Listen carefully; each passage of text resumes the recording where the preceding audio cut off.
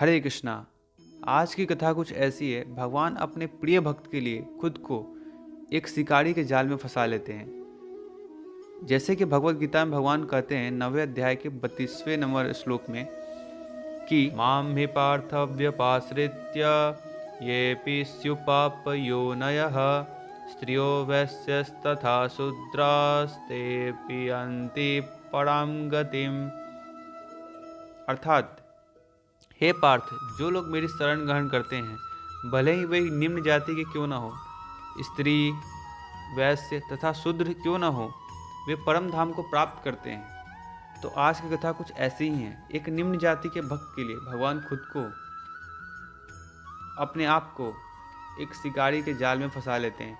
तो आइए श्रवण करते हैं। एक बार की बात है, एक संत जंगल में कुटिया बनाकर रहा करते थे और भगवान श्री कृष्ण का भजन किया करते थे। संत को यकीन था कि एक न एक दिन भगवान श्री कृष्ण मुझे साक्षात दर्शन जरूर देंगे। बस इसी आस में जंगल में कुटिया बनाकर रहा करते थे। उसी जंगल में एक शिकारी आया और उस शिकारी ने संत की ओर देखा, उन्हें प्रणाम किया और उनसे पूछा, बाबा आप कौन हैं और यहाँ क्या कर रहे हैं? संत ने सोचा, यदि मैं इसे कहूँगा कि भगवान श्री कृष्ण के इंतजार में बैठा, उनका दर्शन मुझे किसी प्रकार से हो जाए, बस इसी आस में बैठा हूँ, तो शायद इसे समझ में ना आए। तो संत ने दूसरा उपाय सोचा। संत ने किरात से पूछा, भैया पहले आप बताओ, आप कौन हो और आप यहाँ क्यों आए हो? तो उस किरात ने उत्तर दिया कि मैं शिकारी हूँ और शिकार करने के लिए आया हूँ। संत ने तुरंत उसी की भाषा में कहा, मैं भी शिकारी हूँ और अपने शिकार के लिए आया हूँ। शिकारी ने पूछा, अच्छा बाबा आप ये बताइए, आपका शिकार दिखता कैसा है?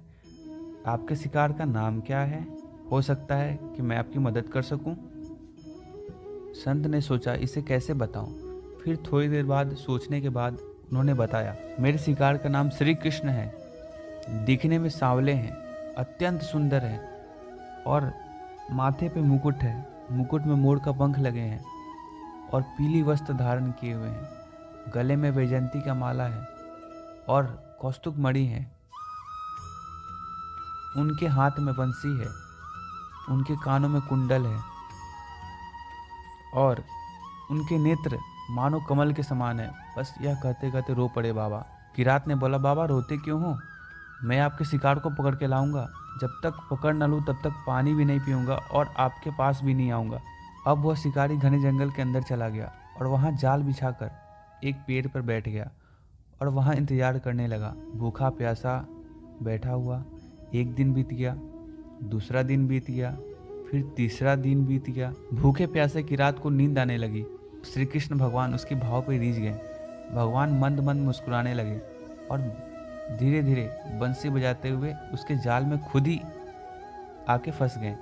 जैसे ही किरात को फंसे हुए शिकार का अनुभव हुआ तो तुरंत नींद से उठ गया। सावले श्री कृष्ण भगवान को देखा, जैसा संत ने बताया था ठीक हूबहू वैसे दिख रहे थे। अब वह जोर जोर से चिल्लाने लगा, मिल गया, शिकार मिल गया। मानो उसकी खुशी का ठिकाना न रहा। शिकारी ने भगवान श्री कृष्ण को जाल समेत कंधे पर बैठा लिया और शिकारी कहता हुआ जा रहा था, आज 3 दिन के बाद मिले हो, खूब भूखा प्यासा रखा है तुमने, अब मैं तुम्हें छोड़ने वाला नहीं। उसे क्या पता, भगवान जल्दी पकड़ते नहीं, अगर पकड़ ले तो फिर छोड़ते नहीं है।